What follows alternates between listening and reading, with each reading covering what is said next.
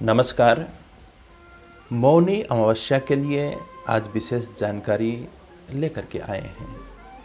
मौनी अमावस्या माघी अमावस्या को कहते हैं। यह परम पावन दिन 1 फरवरी 2022 मंगलवार को पड़ रहा है। यह अमावस्या अत्यंत श्रेष्ठ है और ऋषियों ने इसका नाम मौनी अमावस्या दिया है। मौनी अमावस्या का तात्पर्य यह नहीं है कि आपको मौन रहना होगा।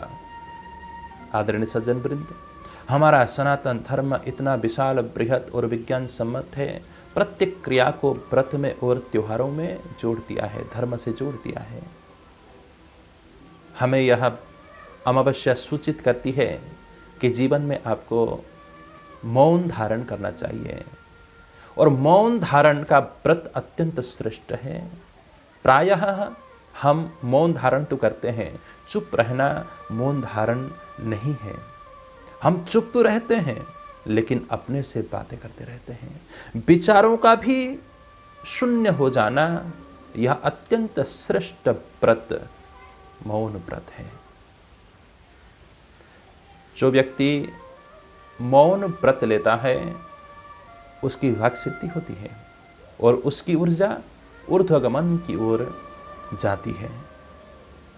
यह अमावस्या के दिन आपको प्रातःकाल जागरण के पश्चात, और आपको विधान पता ही है, जगते ही कर का दर्शन करना चाहिए और बोलना चाहिए, कराग्रे वसते लक्ष्मी, करमध्ये सरस्वती, करमूले तु गोविंद, प्रभाते कर दर्शनम।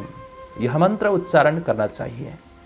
उसके बाद प्रतिमा का स्पर्श करना चाहिए, उनको प्रणाम करना चाहिए। फिर नित्य क्रिया।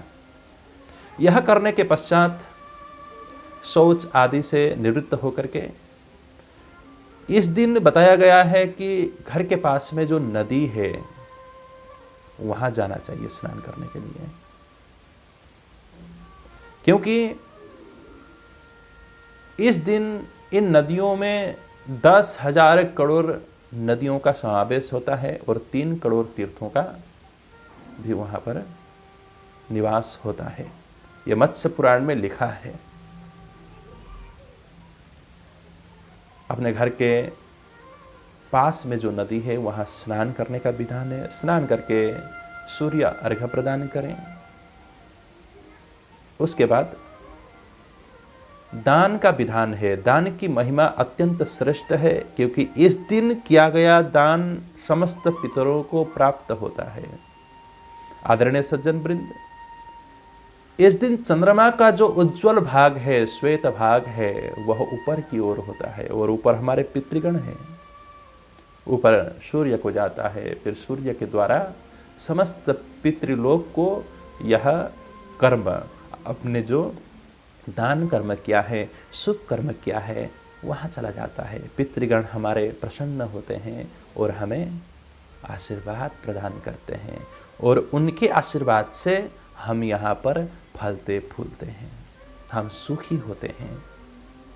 मैं बताऊंगा इस वीडियो के अंत में किन राशि वालों को क्या दान करना चाहिए, और जिनकी कुंडली में पितृदोष है, पितृदोष से आप प्रभावित हैं, उनके लिए भी मैं उपाय बताऊंगा। और चंद्रजन्य दोष अथवा शापित योग है तो उनके लिए भी मैं उपाय बताऊंगा। इस वीडियो को अंत तक अवश्य देखें। आप तो देख रहे हैं, लाभ ले रहे हैं, औरों को भी आपके माध्यम से लाभ मिले, इसलिए इस वीडियो को अवश्य शेयर करें। आदरणीय सज्जन वृंद, इस दिन प्रातः नदी में स्नान करना चाहिए। आपके मन में आ रहा है कि नदी तो बहुत दूर है, कैसे जाएं? नदी जाना अत्यंत कठिन है, इसलिए घर में ही स्नान करने का विधान है। घर में क्या करें? बाल्टी में गंगा जल डालें, उसके ऊपर जल डालें, फिर स्नान करिए प्रेम से।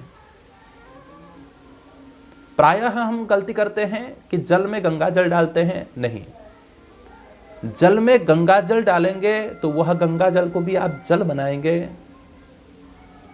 गंगा जल में जल डालेंगे तो उस जल को आप गंगा जल बनाएंगे। इसलिए गंगा जल में जल डालना है।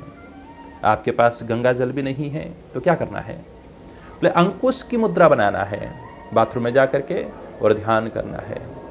माँ भगवती गंगा जी का स्मरण कर रहा है, वह विष्णुपदी विष्णुलोक से आ रही है, आह्वान करना है और आह्वान करके यह मुद्रा अपने बाल्टी अथवा टब में स्पर्श करा देना है। उसके बाद प्रेम से नहाना है। स्नान करने के बाद दान अवश्य करना चाहिए।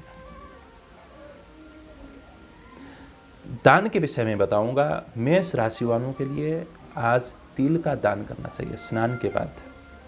वृष राशि वालों के लिए गुड़ का दान करने का विधान है।